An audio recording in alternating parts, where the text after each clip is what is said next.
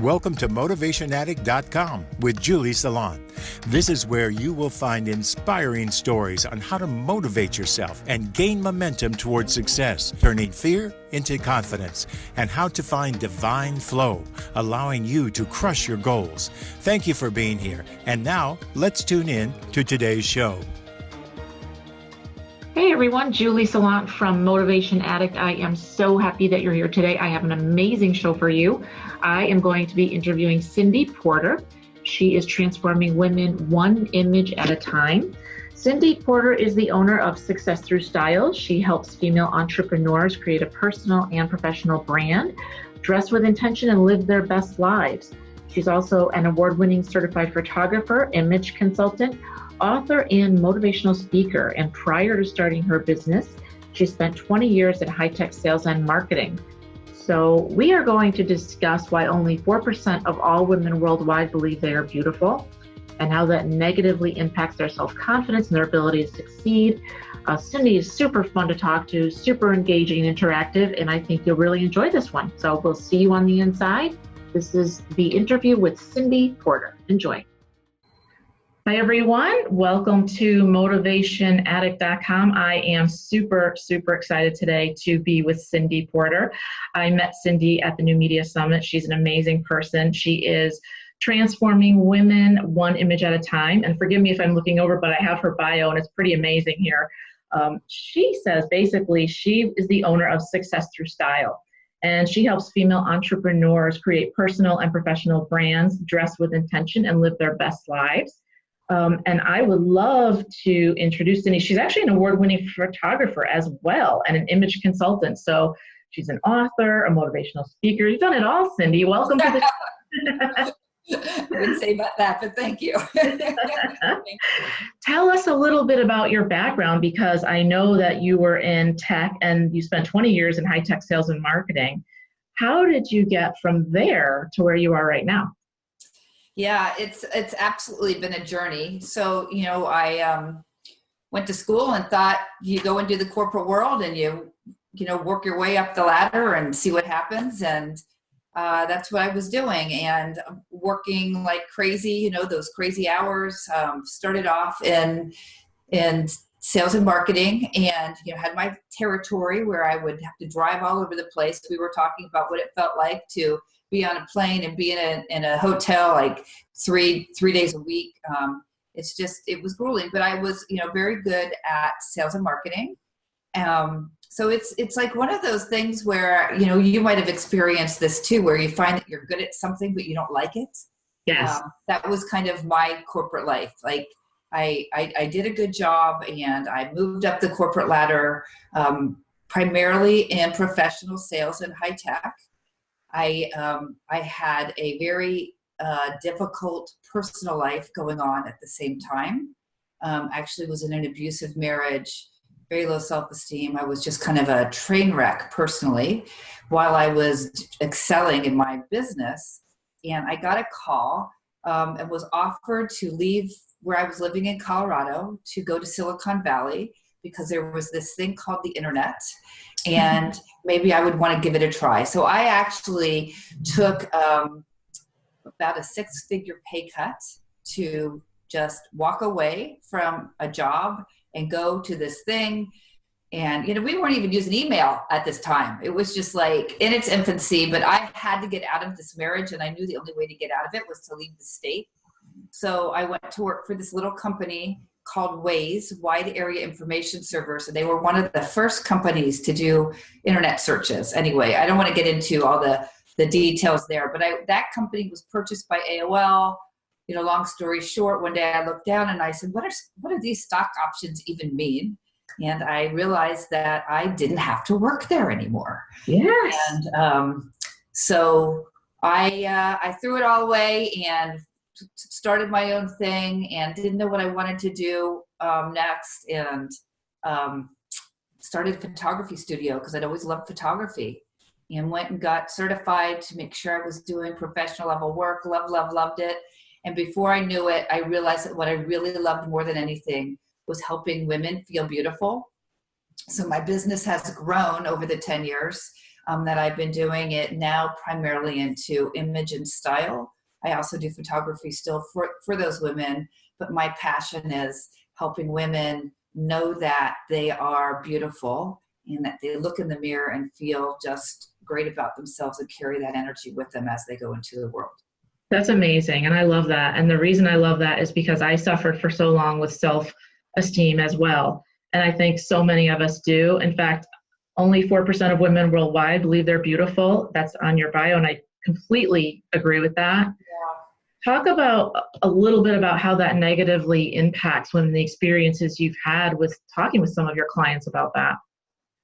Yeah, well, I can tell you from first experience that was my story for most of my life. You know, I would be that person that would go into the closet and look at this closet full of clothes and try on outfit after outfit and have this pile of discarded clothes, kind of getting higher and higher, not necessarily tidy. So I look in the mirror, throw them down and try on outfit after outfit and look in the mirror. And, you know, the truth is we can't go into the world and do our best if we just spent the first 45 minutes of every morning looking in the mirror, telling ourselves how we don't measure up. Every time we catch a reflection, go to the bathroom during the day and look in the mirror. And you know, women have a tendency to look in the mirror and focus on what we don't like about ourselves. And so I kind of thought I was alone and that I just didn't get this DNA that all the other women had. And as I started to do research, I found, as you said, I can't believe it, only 4% of all women worldwide. And that was a study done by the Dove Foundation of 10,000 women in 10 different countries. So it's not just Americans, it's not a small sample size, it's every woman everywhere. And I see it over and over and over again.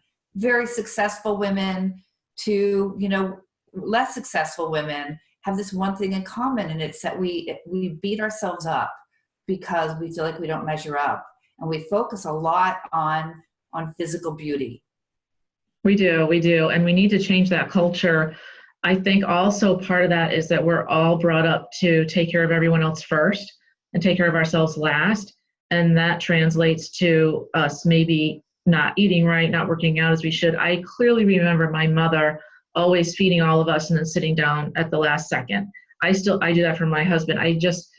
There's a lot going on here emotionally that we've all kind of been brought up this way. And I do think you're right. I know you're right. We focus on the negative and we're always thinking, well, if I just change this, or, you know, so-and-so's so gorgeous. If I could just look like that, boy, things would change for me. And it's a process getting to learn to even like yourself, let alone love yourself, right?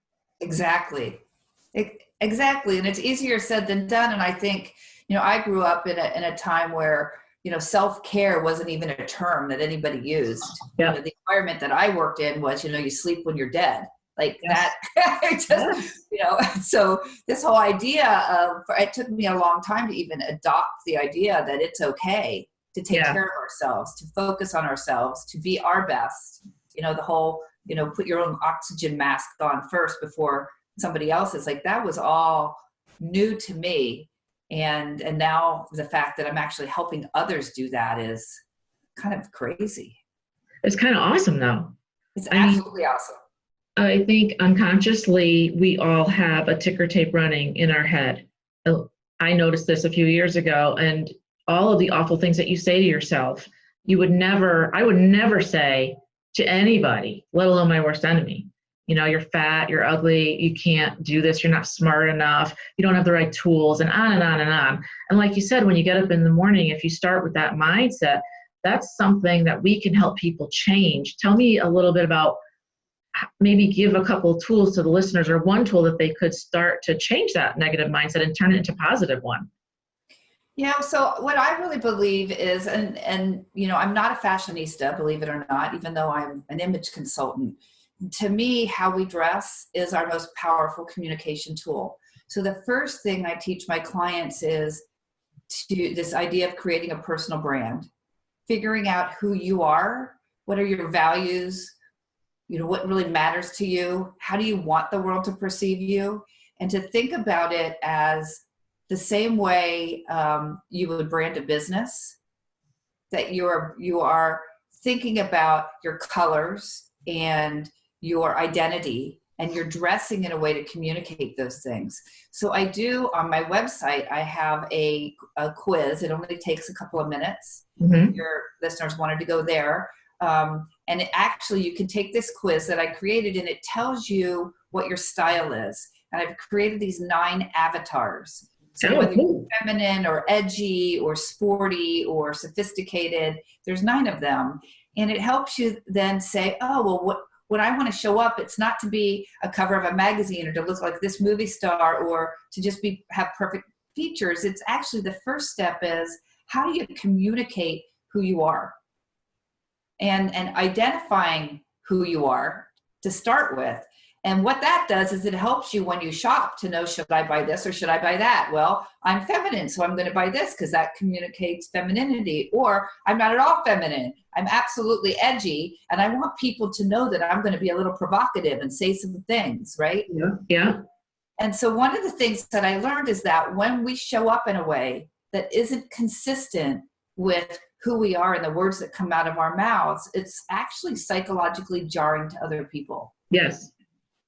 So the first thing is to just know who you are, and then think about, you wear pink. That means I would guess, right? And it fits with who you are, that you're feminine and you're a nurturer, right? You have pink and you have kind of long flowy hair. And if you were like swearing like a sailor and really edgy and rough, I would say, well, probably you should be in a darker color with an edgier haircut, right? Because that would go along more with who you are and how you represent yourself. Right. Right. You're doing a great job, Julie. Thanks. But here's the big question for you. I'm going to toss you a curveball right now. So okay. I always, I like to dress a little edgier sometimes, but I always, a lot of times, had to dress the corporate way, right? The suit. And I grew out of the suit so long ago. I was like, that's so old school. But yet I still pick up things kind of like that I don't even like anymore. I have to really think about, do I really like this?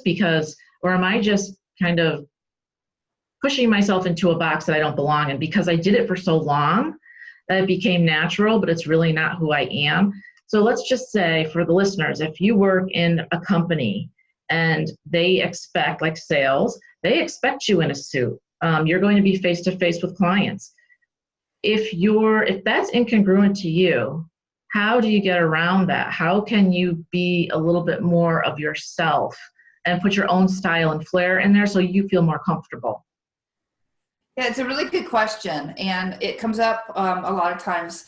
And I do sometimes work with companies. And the first thing, I need to find out is there a dress code?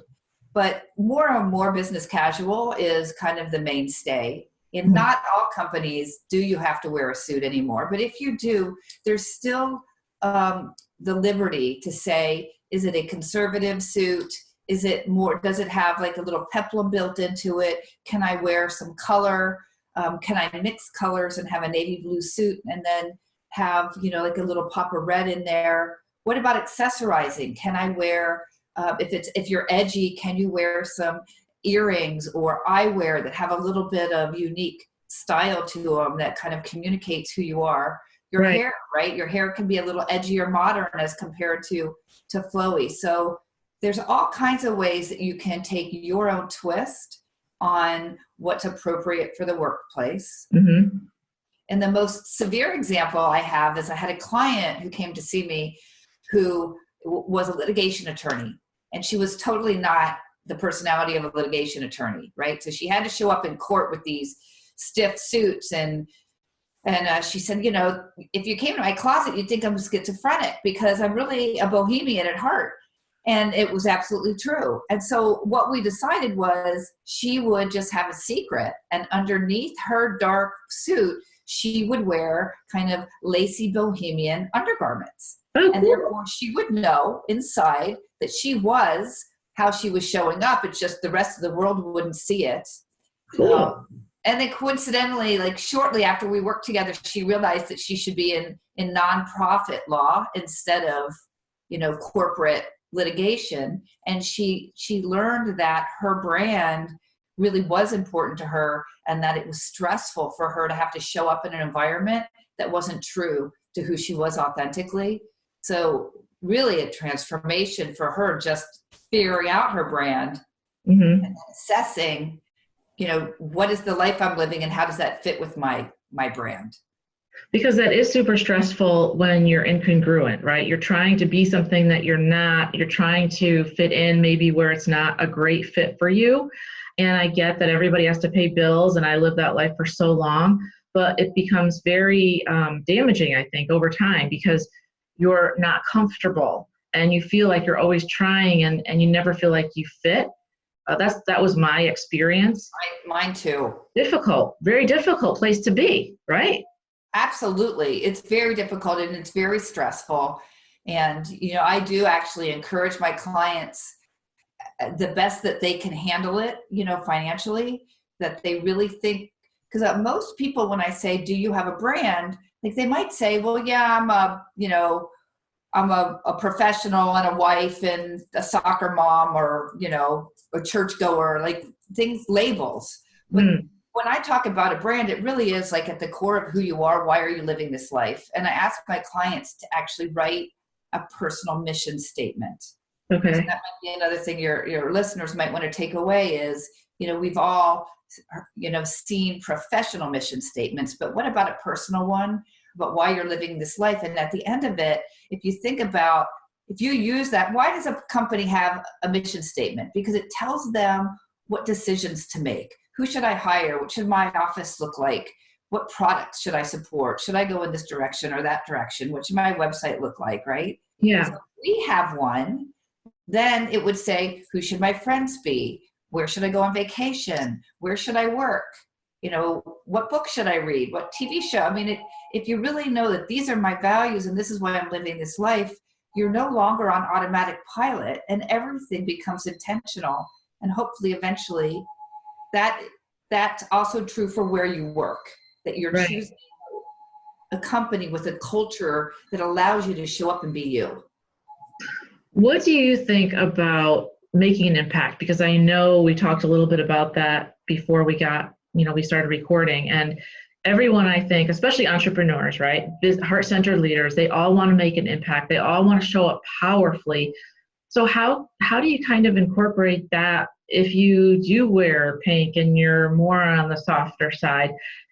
Is it by maybe one accessory that feels comfortable that would give a little pow? Or because I'm thinking, and tell me if I'm wrong, when we talk about impact and we talk about that first impression, a lot of times it's difficult to, you can't get that back sometimes, right? You come out of the gate and somebody sees you and they, observe you for 5 seconds or however long it is, 5 to 7 seconds, and then they have an impression of you before you've even opened your mouth, just based on what you're wearing.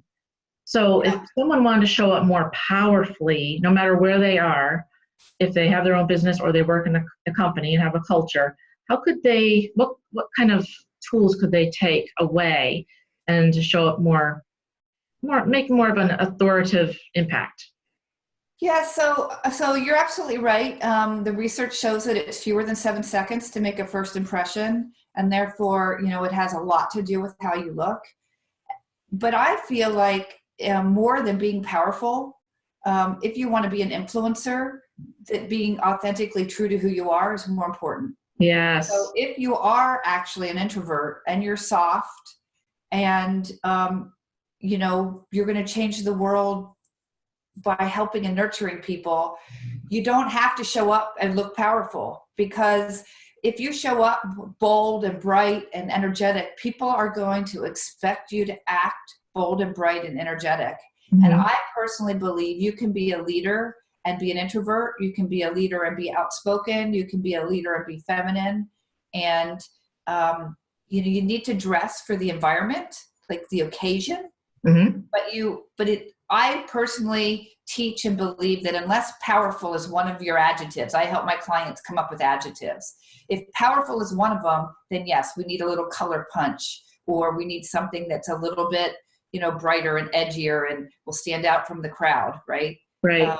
But it might not be. It might be that you're a healer, and what you really want people to know is that you're soft and lovely and nurturing, and that you're going to hold a space for them. Mm-hmm. It's going to allow them to grow, and you don't have to look powerful.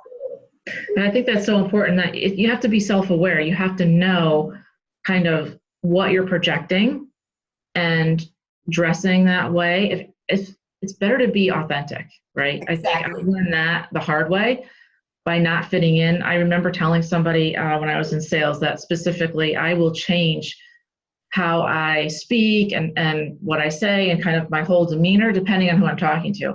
And after I said it, I thought, that's probably not a good way to live. You need to be who you are. And in other words, be authentic, be who you are, be congruent. And the people that the people that you need they'll hear your message, right? You can't affect everybody. And I'm sure you've had that with your clients. You can go to a room and you're public speaking to a couple hundred people, but maybe only 30 of them will resonate with what you're saying and what your message is. But that's okay, because we're not here to help every single person. We'd love to, but that's why there's so many coaches and so many image consultants, and there's a lot of people that help others, right? I absolutely agree. And I actually had a coach that was helping me once say that it's better to divide the room. She said, if you try to be likable to everybody, you're not going to make a big enough stand. It's much better to come into the room, have a point of view. And if you're a nurturer, you're a nurturer. And if you're a leader, you're a leader. And in my case, if people think, oh, she's an image consultant, she must be superficial, or if I tell my story of not feeling comfortable in my own skin and having an abusive marriage and the life that I had to overcome. And if I lose people, if they're like, oh, that's too much information, I don't want to hear that, then they're probably not my people. Right. And I think I have what you said all the time. I have clients say, oh, well, I'm in sales. So I do some research and I figure out who my client is, and then I dress for them. And I don't recommend that. I think you need to dress for you, and your people will find you. And there's enough people, especially if you're an entrepreneur. Yes. Especially if you're an entrepreneur, there's enough people in the world who will want what you have and will naturally gravitate to you if you just show up authentically. Yeah. And there's enough success for everybody. I always say that, sometimes people feel like there's only, so-and-so is going to get more of the pie than I will. There's enough to go around. But I do think that everybody has a role to play, and you have to be congruent. And it's so funny because this is a really important point with horses. If you show up incongruently, they want nothing to do with you. They get very confused and they stare 1.4 seconds longer at you because they're kind of trying to figure it out. So if you're really nervous, let's just say, and you're saying, everything's fine, everything's okay, and your arm's like hanging off, it doesn't work. They see the difference. And I believe, people can feel that too, right? You can feel it when you hear telemarketers or people saying, oh, I made, $300,000 in an hour from my webinar. You can do it too. It's like, come on, can we be real here? I mean, let's just cut to the chase. I mean, I think that people want real, authentic people. And it's just about finding where your comfort level is and being open to trying different things, right? Because I'm sure you've had clients, I'd love to talk a little bit about this. You've had clients that are they come to you and they want help, but they might be kind of stuck in their ways of dressing because they feel that they've done it for so long and it's comfortable. Even though it's not the right way, they feel comfortable. How do you kind of shift them into a more powerful state? Yeah, I mean, I'm sure you run into this also in your business. Like, people change when they're ready to change. Mm-hmm. And so, I mean, it's across everything, wherever you're trying to help make a transformation for somebody. So hopefully people that do end up hiring me or coming into my orbit, right, are there because they know they're not happy with where they're at. Mm-hmm. So most of them are open. But I do run into people who are resistant to change. And I kind of feel like a therapist, right? A little bit, that you inch them towards, where they want to go. It's like they're here and that they were going to be the happiest if they're there. and just kind of have to read the situation and see how much change are they ready for and what time frame. But what's great about what I do is it's so visual that it gets immediate feedback. Right. So if I say to somebody, you have a whole wardrobe of black and you want to be more approachable and you're actually quite lovely and you like feminine, styles. So what if we did soften up with some pastels or, just some lighter colors? And they're like, oh no, I could never, I need to hide my body. I always wear black, right? And then you actually can put something on them. This is one of the reasons why I love working in workshops, right? Because if you can put something on them and say, look in the mirror, and they'll be like, I don't know. But then you have 10 other women are like, you look amazing, right? Then we feel that. And so and then you go into the world and you get on an elevator and somebody talks to you, whereas before you were off-putting and you were complaining that people found you unapproachable. So in my world, you get instantaneous reactions to the small changes that you make. Awesome. A lot of coaches don't get that because it's more internal. Yeah. Yeah. So let's get back to, I have a question I just thought of when I was just thinking about this. Entrepreneur and a woman that's between 30 and 50, and their goals are different, but they're in two different environments. Have you found that it's a difficult switch for a woman that is in corporate and wants to be an entrepreneur, and from an entrepreneur going into corporate where they've kind of thrown in the towel? I guess I'm more interested in the entrepreneur going back in because I feel like, and I've experienced this, that they're kind of throwing in the towel and they feel like they've disappointed themselves, like they didn't make it. And they tried and they gave it their all and it didn't work out. So now when we talk about negative mindset, now we're going into that old loop of, hey, I told you so, and now it's really happening. You didn't make it as an entrepreneur. You tried, and now you got to go back to the 9 to 5. It's going to suck. You're going to hate it because you tried before. That's a whole other thought process because now it's more reinforced. Yeah. You have clients that have experienced that, and how do you kind of guide them to be more powerful from that state? How do you shift that? Yeah. So I haven't had that exact situation where I have. So I will tell you that a large percentage of my clients are going through some kind of transition. It seems to be a time where the work that I do is appealing to them. And so many of them are maybe re-entering the job force, but they're excited about it, or they're quitting there, which is more common. They're quitting corporate and they're going into entrepreneurship and they want to look and feel the part. But I would say, like, if you're in a situation where things are not really going your way and you need to re-enter the work world temporarily, or you've just kind of tried something and it didn't work out, maybe you're going through a divorce, that happens as well. Yeah. The first thing I try to do is work on their mindset and get their head wrapped around what's positive about what they're about to step into and what do they want to accomplish. And because how you dress is a communication tool, to think about, okay, what is your ideal job? How will people perceive you there? And what does that look like? And let's build a wardrobe around that. I think it's the same thing when people are on a weight loss journey. Yeah. Which happens quite often, where they don't want to invest in a look when they're not at their ideal weight and they know that they don't want to be at this weight.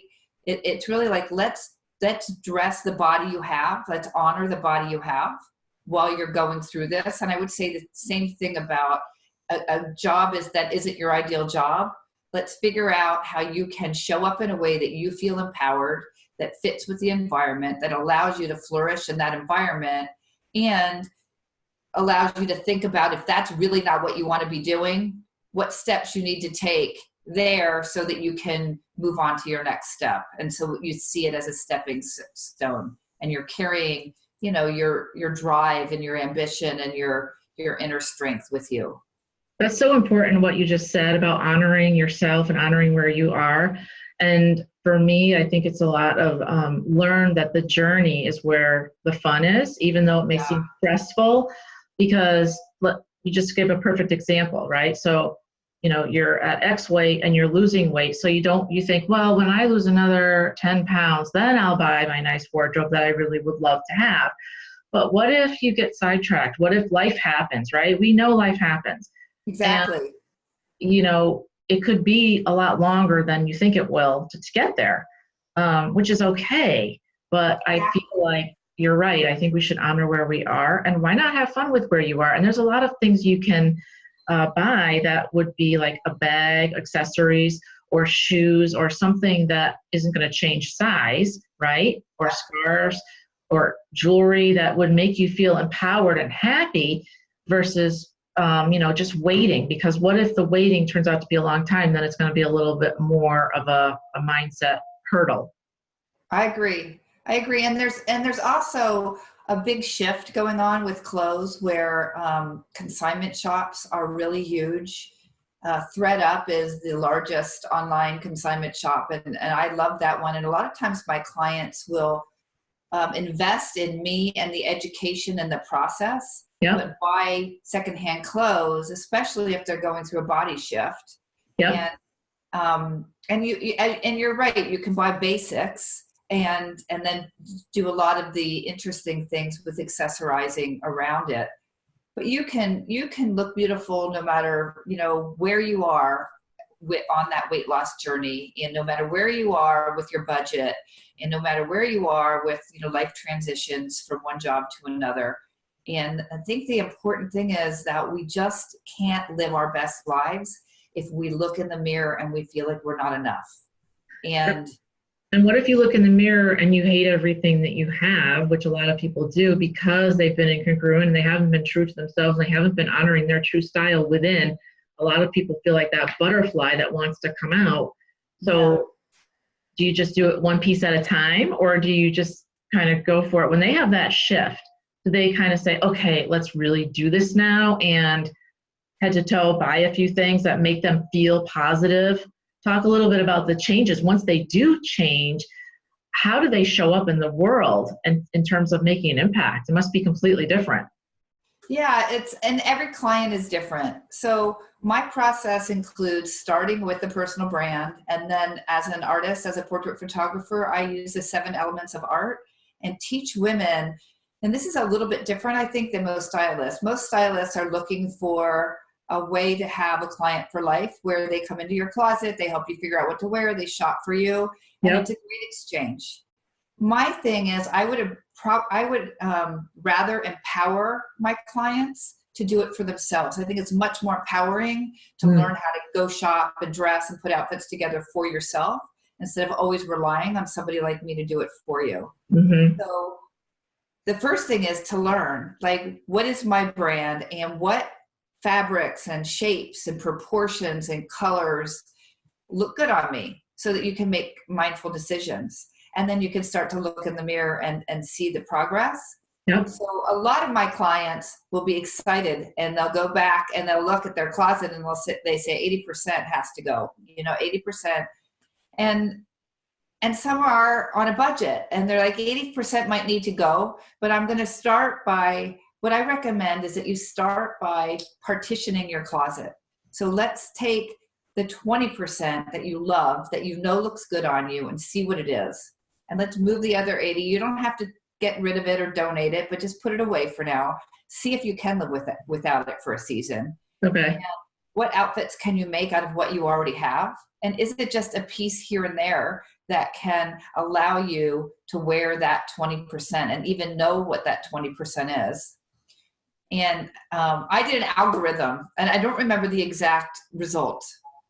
But I looked at, if you had only 5 pair of pants, 5 skirts, 5 jackets, 5 tops, 5 sets of accessories, and you mixed and matched them every day, like you knew what your colors were, you met your final rules, I think I ended up with 40,000 outfits. What? A huge number. Huge. it's just a different combination. Just think about it. You take this earring, you know, and you mix that up. You know, you take this glasses, you mix that up. You take these this jacket. Right now you can wear the jacket with the dress, with the skirt, with jeans, with slacks. Then you mix the shoes. Like, you can make completely different outfits just by mixing up one or two different elements. And it really allows you to have an amazing wardrobe that tells your story, that looks good on you, without having, you know, this huge closet full of clothes. Good idea, because a lot of people are on a budget and they don't have, you know, X amount of thousands of dollars to go out and say, yeah, let's just go shopping. They are working and they're paycheck to paycheck and they're just doing their very best. I mean, I've donated stuff to consignment shops and to Goodwill, and I've also bought from them too, because sometimes you can get fabulous deals there. You can get some really great, gently used clothes that are fabulous. So that's also another road to go. I'm sure you have clients that do that as well. Absolutely. Absolutely. What would you say to somebody that wanted to show up, they wanted to speak in front of others? So they want to do speaking gigs and they want to show up powerfully, but they want to be authentic. And that authenticity is not going to be a suit. Do you think that they should just, what you're saying before, they should just show up as they are and that those people will hear them and that's that? Or do you think that they should bend a little bit? Well, so if you're in front of a crowd, there's, you know, there is the concept of wanting to be bright enough that you draw attention to you.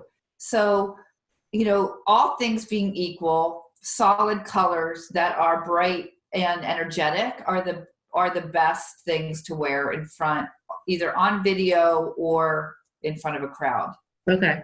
But then you have to take your personality into consideration. So if you are not a big, bold, I mean, first of all, that's going to be hard. Like, if you don't have a big, bold personality, maybe you should have a podcast like yours, right? Yes. So, you know, you're up there looking for attention. So I would say, you know that you are responsible for creating the energy in the room when you are the speaker on the stage. Right. You might have to harness your inner power, your inner energy to do that. And it might help you to do that. But if you are soft and lovely, maybe it's a bright pink, you know, or purple or whatever is in your color palette, as compared to something that's, you know, darker and richer and more mysterious. Right, right. And I think that's so important what you just said, that the other part of that is that you need to go where you're comfortable, right? Because I've been on stages, it's definitely not comfortable for me.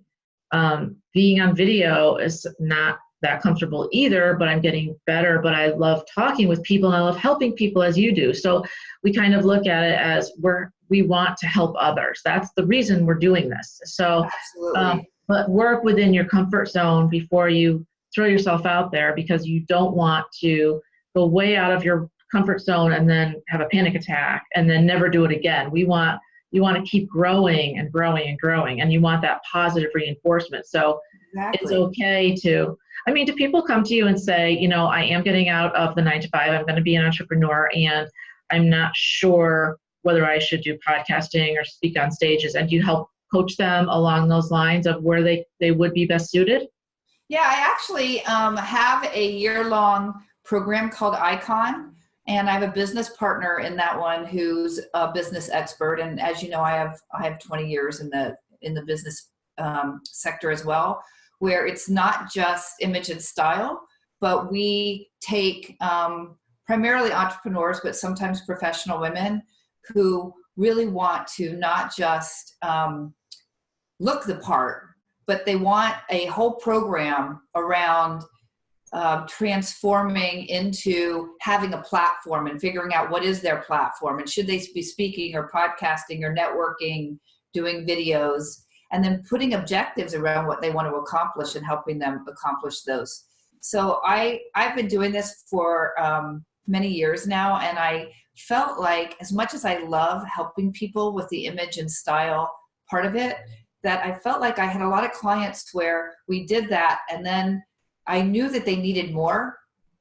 and because of my background, I felt like I could offer them more. And so I'm loving this program. It's relatively new. I do a live event once a year, and I offered this at my last live event. And so it's in its early stages. It's in a pilot. That's awesome. I'm loving it. Yay. Do you know where you're going to do your live event this year? Yeah, so I'm going to go back to the same location. It's in Gettysburg, Pennsylvania. Okay. And I'm just starting to market it. It's called the Success Through Style Summit. Nice. And it's really fun. It's a 2.5-day women's event, and it's all about connection and coming up with a plan to live your best life. And I'd be glad to talk to you about it. So you might be a fit for a speaker there. Oh, I love to. That's amazing. I would love that. And I think you're going to get so many women that are going to want to be there to just change their lives, because when you realize that you can make an impact and you realize that you're doing what you were created to do and using your gifts, everything shifts, everything changes. It feels like just the world opens up for you in a wonderful way versus you going every day to your 9-to-5 that you hate and you curse all the way and you hate the traffic. And it's so different when you're within you're finding your flow, right? Your divine flow, I call it.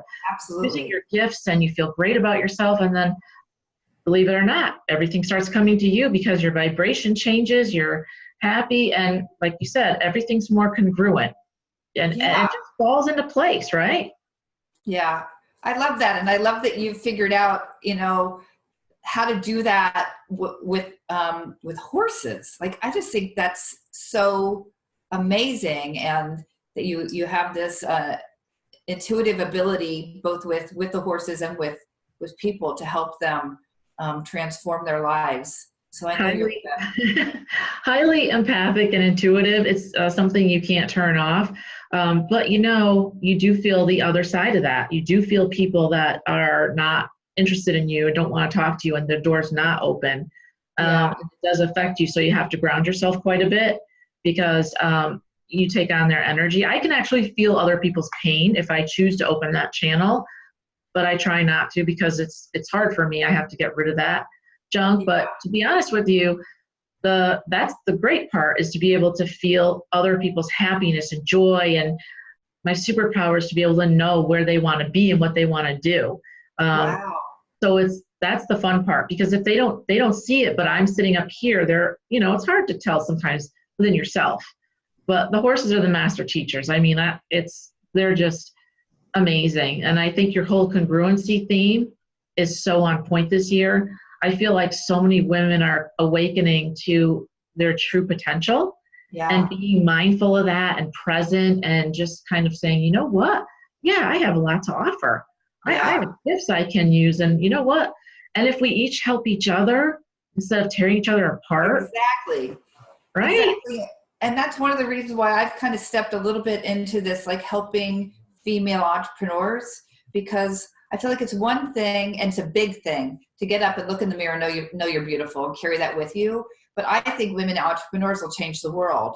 And so then having the confidence that whatever it is your gifts are, that you can bring that to the world, and that you can change lives with it and be a heart-based entrepreneur. It's such a big deal that I really just wanted to do more. I wanted to step into that as well. And when you were talking, I was thinking about one of the things I say when I'm speaking is, just to, in case anybody out there is feeling like this is all superficial, like how you dress, is that my values really are, I wish we could just all show up naked, right? And that we would see each other's aura, and we would, just accept each other for who we are. And like, you already can, it's like the rest of us are judging each other based on how we look. And we don't necessarily have the ability to see who the good guys are and who to trust and who not to trust. And, those of you that have a little bit more of that empath in you, what a great gift that is. Yeah. Can you teach others to do that? Is that something you do? Is you teach others to be more empathetic? I can teach. So a lot of it you're born with, but I can teach you to be more intuitive, to be more present, to go into your heart, and to be able to listen to your intuition. Because a lot of times people override that 99% of the time, and and it's never wrong. And you'll get that when you go to an interview and you think, this probably isn't the good place for me. But then your ego mind will say, yeah, but you're going to make so much money over here and it'll be great for your family. And then you're like, well, yeah, but I don't think I'll be happy. Yeah, but you make so much money. It'll be great. And that's kind of the trap that people fall into. But I can teach you to listen to your heart and to be more intuitive and just kind of put your walls down and get silent for a minute and be present. I think that's the biggest gift that we can give each other, is being mindful and self-aware, so that you know what you're saying. Like, if everyone's wearing black, what would the world be? Think of it that way, right? That would suck. It would be awful. So you just have to be yourself. And exactly. If people like you, that's great. And if they don't, that's okay too. Yes. Showing up authentically and standing in your power is the greatest gift you can give yourself and the world, I think. I agree. I absolutely agree. And even if it takes a little while to get there, that's okay. It doesn't matter what age you are. It's all about you being you 100%. Yep. I didn't come to it at a young age. I didn't either. It's taken me a while. But you just have to put one step in front of the other. And that's the other thing that I think we both believe in, is that, you can have a big goal and a big dream and a big aspiration. If you're not where you want to be in your life today, definitely think about where you want to be in that life, and then know that it's just taking one step after another in the right direction. Yeah. And that's okay, as long as you're headed in the right direction. Don't you think? I do. And it's just one step at a time. It doesn't have to be you don't have to see the whole process in front of you unfold, because you sometimes won't. But one step at a time is where you'll get to where you need to be. But I think we go through these things to help others, because how could we help someone if we haven't been there? Yes. You can talk to someone who's been in sales, and the rigmarole they're going through, and what it takes, and what their mindset is and how they're feeling, and how they feel like they have a family and they're making X and they can't get off that treadmill, because what'll happen? The world will fall apart. Exactly. It won't, because we've been on the other side. Yes. But I think we go through these experiences to help others, because we can say, I've really been there. I know this landscape. Trust me, I do. So I'm going to help you get to where you really want to be, even if it's one step at a time. But that's all it takes, is one step at a time. I think you're doing great work, Cyndy. I can't thank you enough for being here. Oh, thank you. You would give one tip to our listeners before you can tell us where to find you, but what would be one tip that they could take away today to really empower themselves on their journey? I would say that when you look in the mirror, which you do at least once every day, focus on what you love about yourself.